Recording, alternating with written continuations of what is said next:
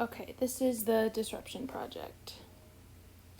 So, the first week when starting this project, I found that most of my time was spent on social media apps, specifically TikTok and Instagram, and that my weekly average was about 8 hours for the first week when we started the Screen Life Balance program.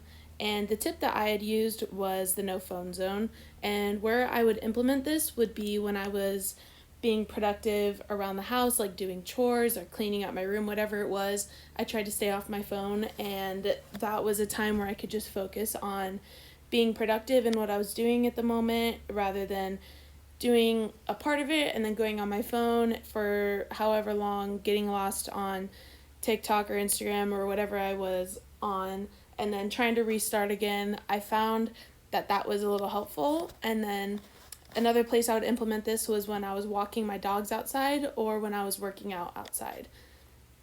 So when I would be working out or walking my dogs, I did have my phone like in my pocket, but I did not go on it. And the reason I would keep it with me was just in case, for safety reasons or an emergency that I would need it, I had it in my back pocket. But while I was actively working out or when I was walking my dogs, I did not go on it.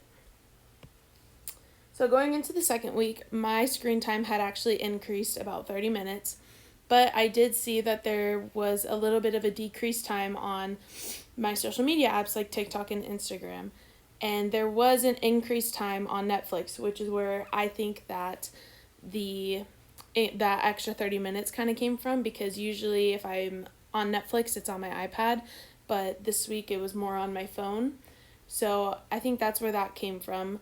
But I think, in my opinion, I think that the no phone zone was effective and successful for me, because I think that looking back over the week, I feel like I got a lot done that I wanted to do. I think I worked out every day, I walked my dogs every day, and I also implemented the no phone zone during those times.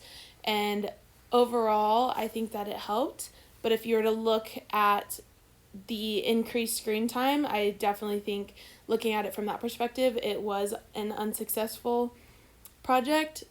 But overall, kind of looking back at the week and how much I got done and how much time I spent working compared to being off of work, I think that overall this was a successful week. So when I was applying the no phone zone, I definitely felt a lot more productive and a lot happier, because when I'm doing stuff, I really like to look back at the day and realize, like, oh, I cleaned up the kitchen, I walked my dogs, I worked out, and I went to work. So I think seeing that for me is like, I enjoy being productive rather than going through the whole day and realizing, like, wow, I spent the whole day on TikTok or Instagram, like whatever it was.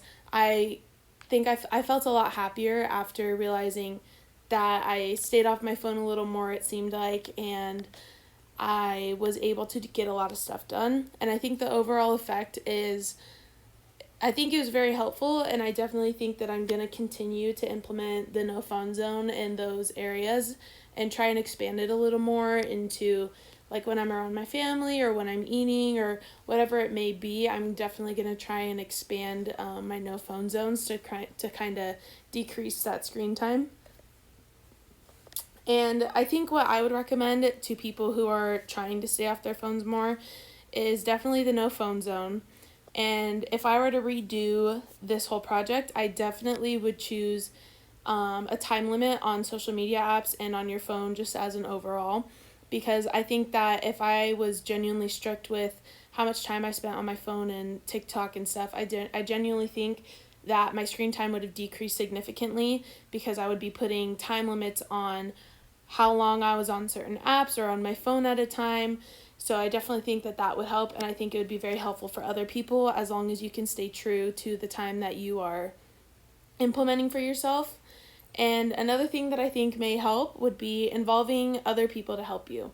So an example of this is, if you're going to go on a walk outside without a phone, invite a friend, invite a sibling, a parent, grandparent, whoever you think would be open to it. Definitely invite them and have them go on this adventure with you and see how they like it, and maybe you can implement some kind of no phone zone or whatever you think it would be with them.